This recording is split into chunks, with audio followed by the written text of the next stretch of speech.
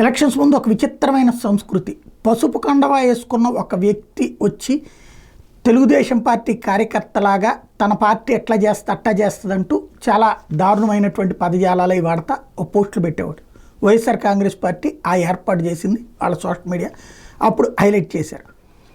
ఆ తర్వాత దానికి కౌంటర్గా తెలుగుదేశం పార్టీ వైఎస్ఆర్ కాంగ్రెస్ పార్టీ కండవాతో ఒక మనిషిని కూర్చోబెట్టి సేమ్ యాక్టివిటీ చేసింది. వాళ్ళు వైసీపీ కార్యకర్త అన్నటువంటి తరహాలో తెలుగుదేశం కార్యకర్త తను తప్పులన్నింటినీ చేస్తున్నట్టుగా ఒప్పుకునేటటువంటి కోణంలో పెట్టుకొచ్చారు. ఎలక్షన్స్ అయిపోయినాయి. తెలుగుదేశం పార్టీ పచ్చకండవ వేసుకున్న వ్యక్తి మాయమైపోయాడు.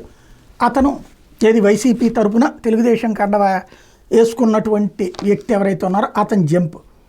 అదే సందర్భంలో తెలుగుదేశం తరపున వేసుకున్న అతను ఇప్పటికీ కంటిన్యూ అవుతున్నాడు.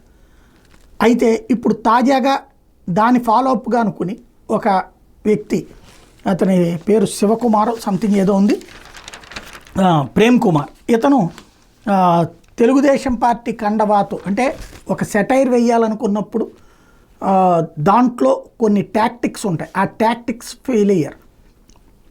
టోల్ గేట్లు పెట్టబోతున్నారు, ఖచ్చితంగా మొహానే చెప్పు టోల్ గేట్లు పెట్టడం వ్యతిరేకం, మా జేబుల్లో డబ్బులు ఎప్పటికే వస్తుంటే మళ్ళీ మా ఊళ్ళలో టోల్ గేట్లు అంటే మాట్లాడు, అలా మాట్లాడటంలో తప్పులేదు. కానీ పసుపు కండవ వేసుకుని వసూలు చేస్తున్నట్టుగా ఒక వీడియో చేసి అది వైరల్ అయినటువంటి నేపథ్యంలో దాని మీద ఇప్పుడు కేసు నమోదు చేయడం అన్నటువంటిది, అరెస్టులు చేయడం అన్నటువంటిది తాజాగా పసుపు కండవ వేసుకున్నందుకు పసుపు కండవాల పార్టీ అయినటువంటి తెలుగుదేశం పార్టీ అరెస్ట్ ఎందుకు చేసిందంటే అది దుర్వినియోగం చేశారు కాబట్టి.